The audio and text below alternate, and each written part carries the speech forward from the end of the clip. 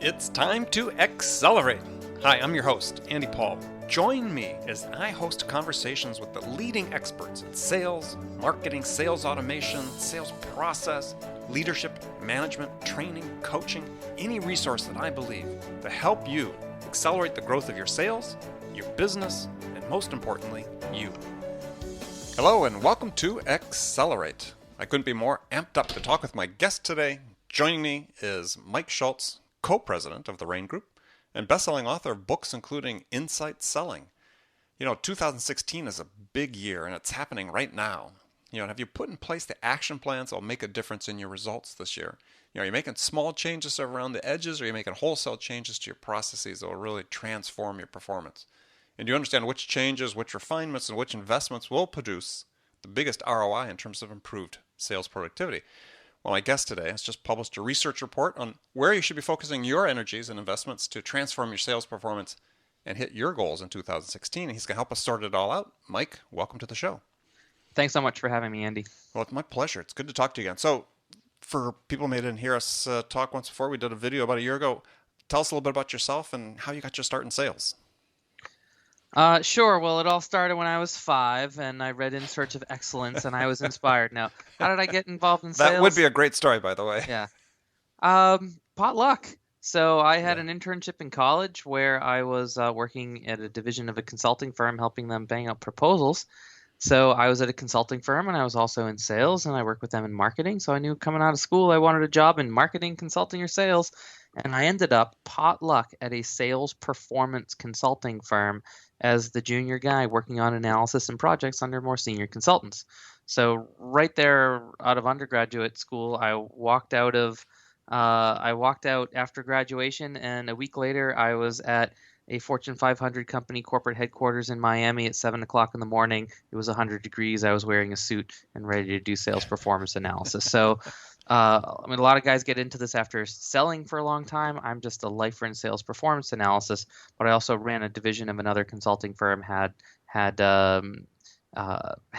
executive level sellers working on my team, and then started Rain Group now going on 14 years ago. Wow, 14 years. That's great. And Rain Group has offices now around the world. Yeah, we have. We've been expanding quite a bit. Our headquarters in Massachusetts is in the Boston area, and we cover North America from here. But we also have offices in Geneva, Mumbai, Sydney, Johannesburg, Toronto, London. So yeah, we're expanding. The empire is growing. So the empire does strike back, though. The empire does strike back. Careful. Yeah, be careful, right? Well, let's talk about this report that you guys published, and what was sort of the impetus for it? I mean, what did you see that said, okay, let's do this research, let's uncover this data? Sure. So I think it's kind of interesting when it comes to selling.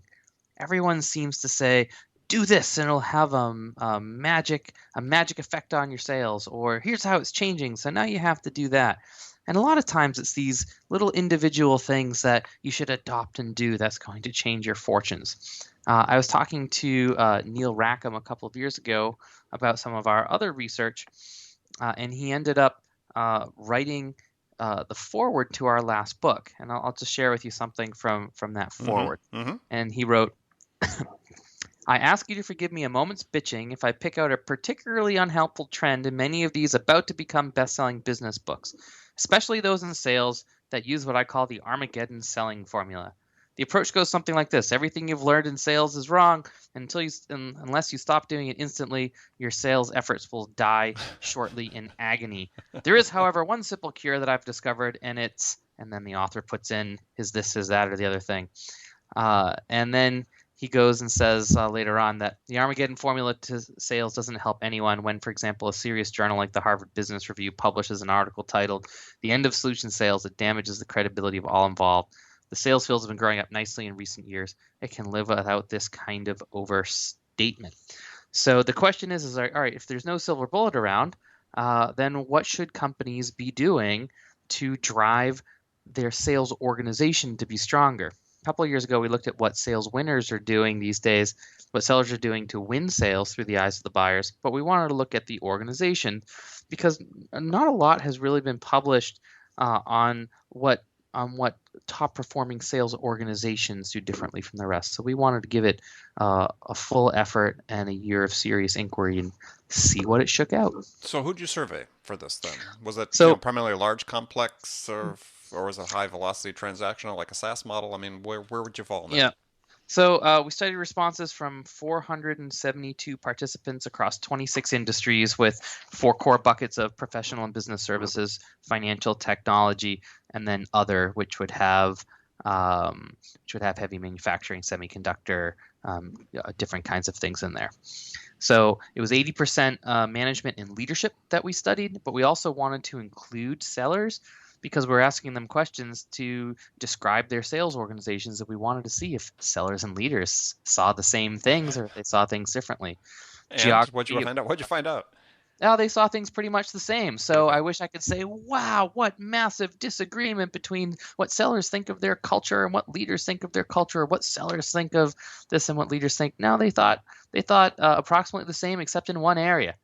Surprise, surprise, the managers have an inflated view about how good sales management is, and the sellers say, yeah, I don't think so. So when it came to the evaluation of their own performance as people, they gave themselves pretty high marks, and the sellers said, I don't think so. But besides that, there was quite a bit of alignment. Also, you asked a couple of other questions. From a revenue perspective, we wanted to look at mid-size and large, so we didn't accept any companies at all in the study that had less than 10 sellers. The average had hundreds of sellers, and 27% of our respondents were in companies from $1 billion or more in revenue. It was also global, with 57% coming from the Americas, 28% from Europe, Middle East, and Africa, and 15% from Asia Pacific. So one of the key topics you talk about is the importance of sales process maturity. So how do you define or how do you assess, let's say, the maturity of a sales process? And I mean, are there particular metrics that you used? Yeah, so we looked at sales process, but we also looked at this whole sales organization across 8 factors. 4 of them having to do with the organization and 4 of them having to do mostly with the people. So on the organization side, we looked at the maturity in an organization's strategy, which included things like leadership and go-to-market strategy and the interplay of the organizations inside of a company, the pricing strategy, things like that. We looked at structure, we looked at sales operations and sales enablement. And then from the seller side, we looked at talent management, training, the capabilities of the people, and the motivation. But inside of that, we also looked at things like selling process. We looked at strategic account management process. We looked at lead generation process. And we asked our respondents to rate, it was about 75 factors that we looked at, to rate those factors on a 5-point scale. So if they gave it a 1, which is the worst, we called that ad hoc or chaos, meaning like, yeah, there's really no structure or process to that, or it's not very good or not effective or dependent on the question.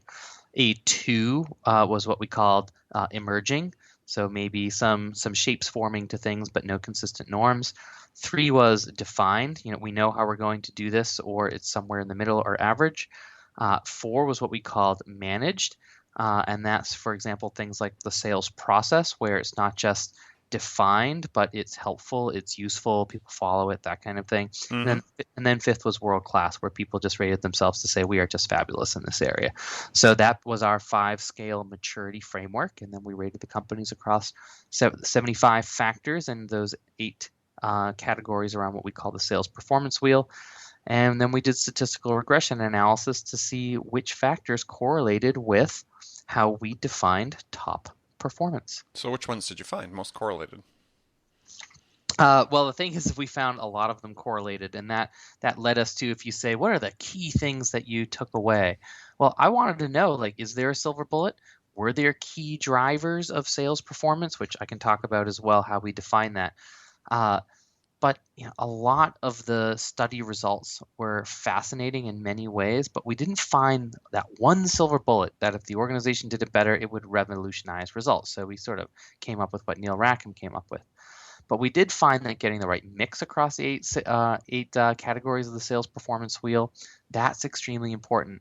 And we also found that different companies do different things to get results, and it all depended on their unique situation. So I know that is, that's sort of a, hey, I didn't tell you anything there, but we found it's like, name some of the factors that correlate, because I like, sales process maturity was one that I thought was sort of interesting.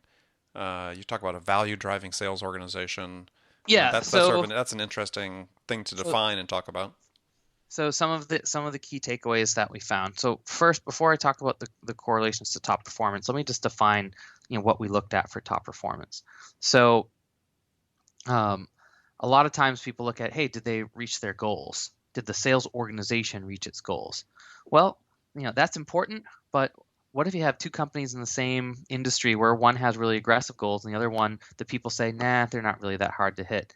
And the one that didn't reach their goals, or the one that had really aggressive goals, maybe they didn't reach them, but they actually performed twice as well as the one that kind of sleptwalked their way there. So it wasn't just about goals. So we wanted to look at whether the goals were achieved, but also if they were challenging. So how do you assess challenging? That seems pretty subjective.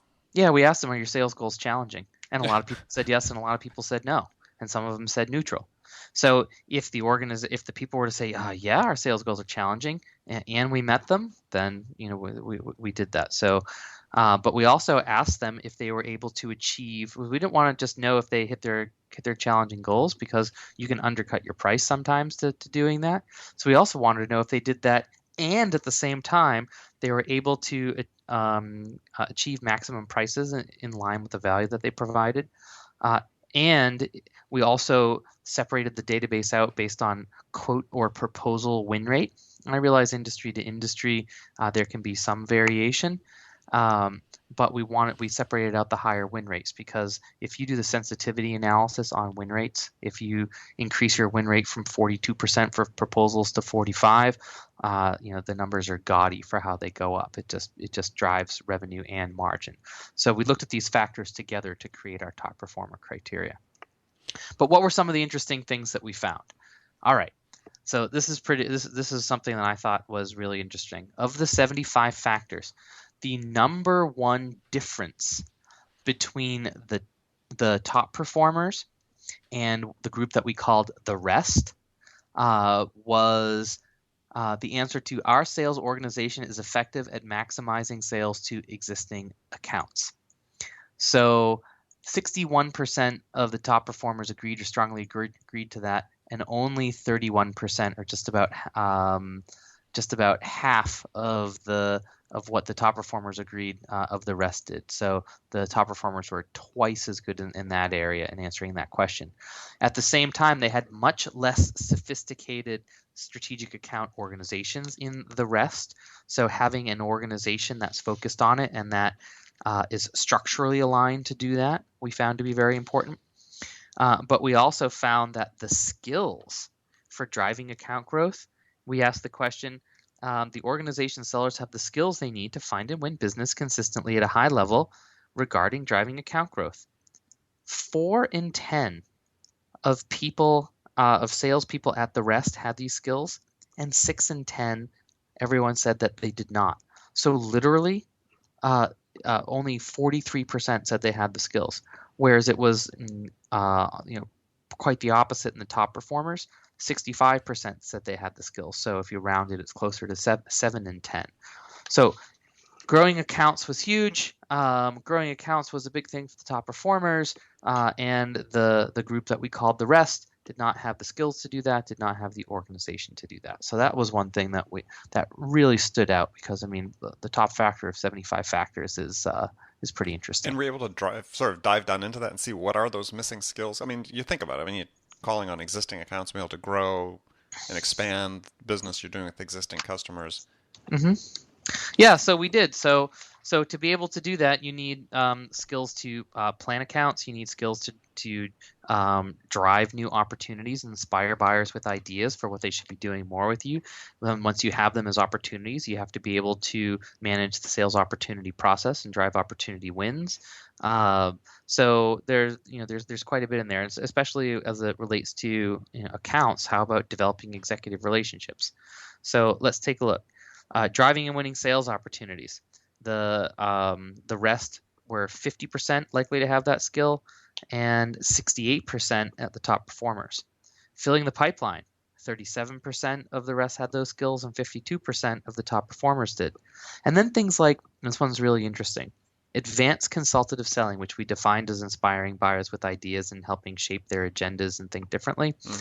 Only 32% of the people at the rest had those skills. The non-top performers. Yeah, the non-top performers. It's capital T, the capital R rest. The 80% of the database that did not match the top performer criteria, and about 50% of the top performers did.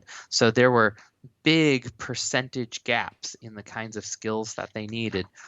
But to your question, did you dive deeper into that? Because it was such a big finding, our next research report will be a top performance in strategic account management, where we can spend a whole research effort just looking at that. Very cool. Okay, good. Well, we're going to take a short break here and come back. I want to talk about the topics you had and the findings you had about value driving sales teams and how they invest in sales training, because I think that's really an important topic here, especially here at the beginning of the year. So before I go, though, I have a hypothetical scenario I pose to every guest, and I'll take your answer after the break. And here's the scenario. Is you've been hired as a brand new sales manager or sales leader at a company whose sales have stalled out. And senior management's really interested to have things turn around in a hurry. So what two things would you do your first week on the job that could have the biggest impact? So think about that, and we'll come back after the break with my guest, Mike Schultz from the Rain Group. Attention, sales leaders. Would you like to give your sales team the tools to drive more quality connects, scale their outreach, and spend more time selling? Well, you can with LiveHive. Get your ROI. Try it now at livehive.com/ROI. That's LiveHive, LIVEHIVE.com/ROI. Hi, this is Andy.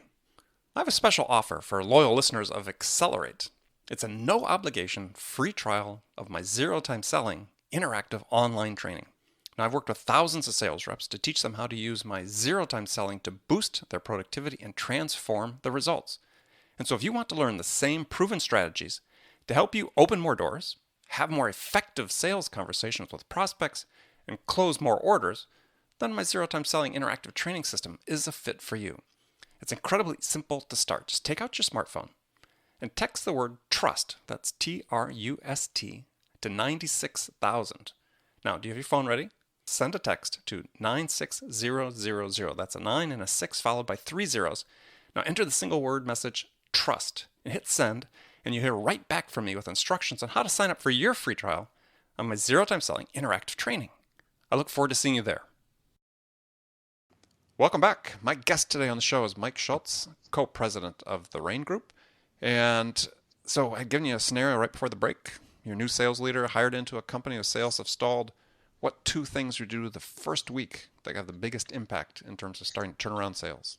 Right, and you said that they are anxious to turn around sales very fast, right? Yes. So the first thing that I would do is lower expectations in terms of doing something very fast, because the people that want things very fast also, I want a unicorn, and I would also like a pony for Hanukkah, but things don't happen just because I want them to happen. I used to love the show 24, and one of the awful presidents who was making awful decisions that the guys at the counterterrorism unit had to clean up was saying, I want this and I want that. It's like, I don't care. That's not necessarily reality. So the second thing that I would do is figure out what's actually going on at this organization that is not working, because there's no silver bullet. So I would benchmark them against the top performer database, and I would see where the gaps are, and then I would be able to say, all right, these are the things that you need to do. If I was hired, these are the things that we need to do to turn around performance here. And here's how long it's going to take with the investment and effort. Now, it's quite possible, and it's often the case, that we find some low-hanging fruit. This should happen, and this should happen fast, and this should make a difference. But I don't know that until I do the analysis. Fair enough. I like it. All right, good, good. All right, so let's move back and talk about sales training. Yeah. Because again, in the report you say that value-driving sales teams invest more in training and have more effective training. So I guess the question is, especially here again with the beginning of the year and people are looking at their budgets and so on, is what's a reasonable amount that a company should invest in, as a percent of revenue or percent of sales that they invest in sales training? Yeah, I wouldn't look at it as a percent. Percents are called common size accounting. That you should be investing this and you should be investing that. Depends on what you're trying to get done. Depends on what your opportunity is. So, for example, I have been speaking with a company recently who they merged 3 companies. The whole value and reason that they spent hundreds of millions of dollars in making these mergers happen, there was an acquirer, was because they sold different things to the same buyer that could be an interesting suite of things. And then 3 years later, the guys that were selling for that last company are still selling the same things as if the merger never happened, and there were no cross-sell, upsell, and there's no strategic account opportunity. But they're talking hundreds of millions of dollars of untapped opportunity is sitting in front of them right now because they screwed up the Salesforce integration, they lost their momentum, and now they have calcified behaviors of people just doing things the same way. All right, well, that's worth serious investment if you want to go capture it. But if you don't have that kind of opportunity, if things are already going great, perhaps you don't even need that much for sales training investment because you hire the cream of the crop because you have the money to do it and they come in with the skills and you don't do much. But the things that we found, I will say that there are some pretty common standards that you can find in the industry that for companies that invest in sales training, they invest somewhere between $1,000 and $7,000 per person per year, with the averages being in the middle on say external training, plus depending on the size of the organization, they have salaries and stuff, which is all part of the investment. Sure. Someone asked me recently, how many days should someone be training? To my knowledge, the top performing organizations will train between 6 and 8 days on skill-based kinds of stuff, and they're constantly doing knowledge-based kind of training. But I actually, and the average companies are doing more like 4 days. But and you can think about it as so the better companies are doing something serious once a quarter. So I actually want to change that, and with a lot of our clients, we change that because when they say how often should we be training, I say every day. Because the way the technologies work today is you can be touching people with all sorts of messages and all sorts of reinforcement and all sorts of behavioral guidance and skill development kind of stuff in 2-minute chunks and 4-minute chunks and 15-minute online learning. If you set up the curriculum right, it's way more effective than your typical 2-day training, which is super important. But if you don't do anything before it and after it, it's forgotten. Right. So there's a certain amount of investment of time. But I will say that the answers to the question for sales training investment, and I'm actually just pulling up the actual data on that. For sales training investment, if you have the top performing companies are actually investing quite a bit more, and I'm actually looking for. Yeah, which is sort of interesting because it's a little bit counter to a point you'd made a little bit earlier about many companies don't invest as much when they've got top performers, but where they hire top performers. But it seems like the urgency and the requirements really the same regardless, right? Yeah, the urgency are the same regardless. But some people get behind it and some people don't. I actually, we'll skip investment for a second. Sure. I just want to go to effectiveness. So. The sales training effectiveness in the rest, the 80% of the database that were not top performers, the percent that rated their sales training effective or extremely effective was 14%.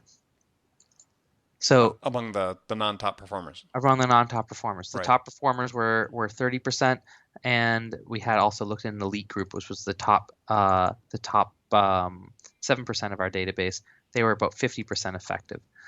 Um, Yeah. So so what you're saying is that people are sort of yeah. stuck in this vicious cycle as they're underinvesting in hmm developing their own people, and their people are underperforming, and they continue to underinvest, and so they Yep. just continue to see that same pattern happen. Yep, That's and I have the data on the top performers versus the rest on investment now. So the top performers were 62% likely to have good or excellent investment in sales training, and only 27% of the rest had good or excellent investment. And that correlated to the skills. So I think one of those age-old questions is, oh, we've done sales training and it's not effective. Well, you know what? If you invest the right and it's effective, you look like top performers. Then you flip the page in our research report and you say, well, how are the skills working? Well, they have much higher skills. So then that translates into what I want them to do. I want them to win opportunities, grow accounts, drive ideas, and all that kind of stuff. Except if you don't have the training, you don't get the skills. And if you don't have the skills, you don't have the behaviors. You don't have the behaviors, then a year later you're wondering why everything is not working the way you want it to. yeah, like the old nursery rhyme, for the want of a nail. For the want of a nail, indeed. Yeah.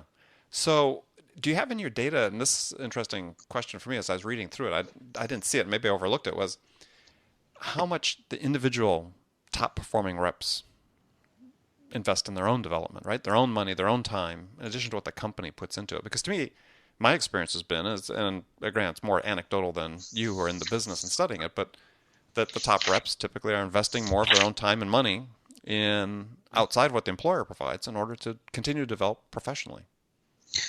Yeah, so we didn't ask that particular question. So that's the kind of question that if you want the answer to, you have to ask it. But I can tell you about, a lot of these questions sort of add up to culture. Those are questions like, the level of sales training, investment, and effectiveness, whether the leaders prioritize developing sellers to be as value as possible, whether the organization itself focus on driving maximum value, whether the sales managers were effective. So a lot of these things went to culture. So we also asked a question about the culture, and we asked, does the culture drive and support sellers' motivation to succeed? When even just sales training was effective, the answer to that question was for like extremely or very effective for sales training. It was 80% said the culture supports it. When you go down to just somewhat effective, it was only 37%. So that level of investment, that level of effectiveness, the focus on value all sort of adds up to culture. And if you want to know if the culture is, and I realize people come with their own fire in the belly. And if you don't have the fire in the belly, I can't light it. But if you do have the fire in the belly, I can certainly make that fire as strong as possible, and I can draw it out and make it nice and big. So all of these things pointed to culture, and culture really pulled out that sort of self-motivation of the seller that you're talking about. So, but sort of last question on the report is, you talk about making value a mission. Yeah. Value is a big thing in my book, and actually, literally in the books I wrote. So, how do you inculcate value into a sales culture? Well, the first thing you have to do is believe it. And when I say believe it, I mean really believe it and not just pay lip service. So if you ask anyone, say, hey, does your organization focus on driving maximum value? You ask them face to face, you're at a conference, you meet them, they'll say, oh, of course. Oh, yeah, we're big focus on value. But if you ask the question, do you do that? When you ask the question in a confidential survey, does your organization focus on driving maximum value for the customer? You get different answers. So the rest, only 60% of them, 61%, agreed with that. That means 4 out of 10 organizations in the group, the rest, they were just trying to make money off of clients, selling as much as I can. No, we don't focus on value. We're just trying to win. Well, that's just awful. So we looked at that question and 5 other questions that focused on value. And I mentioned, the leaders prioritize value. Mm-hmm. Our sales process is customer focused and maps to the way the clients want to buy. Our sales process is flexible to react to different buyers' buying styles and processes. So we looked at those questions and we have this value cluster.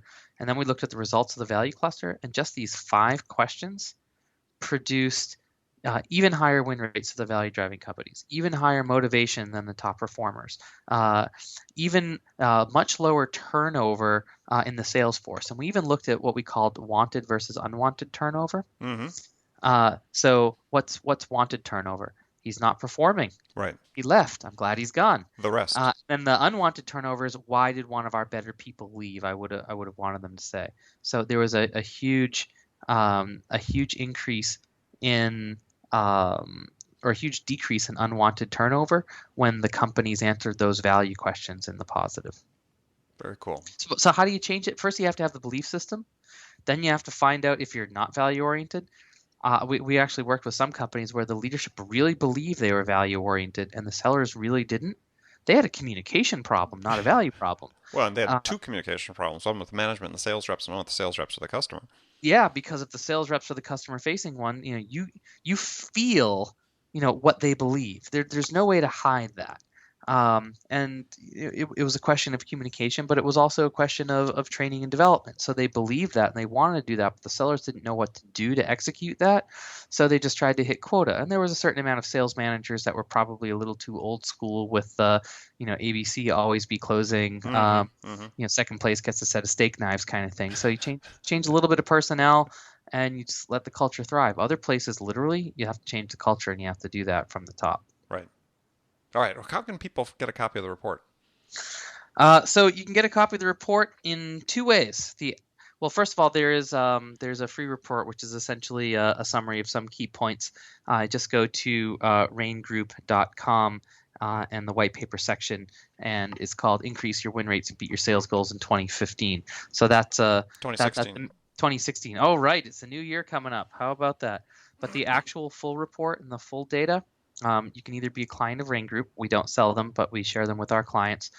Or you can join our research panel. So if you're an executive at a company with at least 10 sellers and you want access to our research, you can just send me an email personally, mschultz@raingroup.com. That's MSCHULTZ@raingroup.com, and then you'll get access to all of our reports.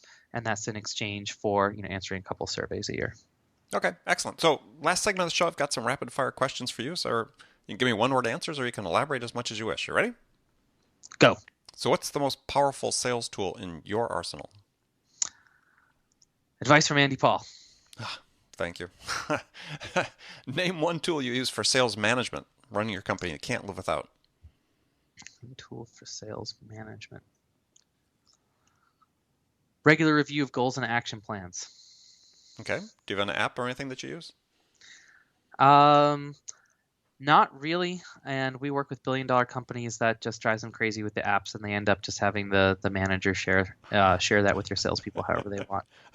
There's sort of a whole technology myth. Yeah, technology is important and getting your sales stack right and on all that kind of stuff. But so much of it is just overkill on technology. Drives me batty. All right. Who's your sales role model? Oh, see, there I could go with the Andy Paul. I would say my sales role model is a friend of mine named Dan Cohen, and that is because he wakes up trying to help people. He's also has a great personality. He puts the work in. He's super smart, and he'd never do anything with a client that doesn't try to make them better. Love it. So beside your own books, what are the books, one book that every salesperson should read? What's the one book that every salesperson should read? It doesn't even need to be a sales book. I am going to say The Art of Profitability. I think that for advanced sellers, one of the biggest gating factors is they have no idea how to make impact cases. They don't know how the money works, so they talk in generalities about benefits, and they don't make the ROI case in dollarized terms. So if they got better at understanding how the actual metrics worked for the buyers, for how they could get the financial benefit from what the sellers sell, I think they'd sell a lot more. Great suggestion. Now, who's the author? Do you know? Art of Profitability, if I'm remembering correctly, it is Adrian Slywatsky. Okay. Well, we'll look that up and confirm it. That'll be on the website for this show notes page for this particular episode. So that's a great suggestion. I love that. So what's the first sales activity you do every day?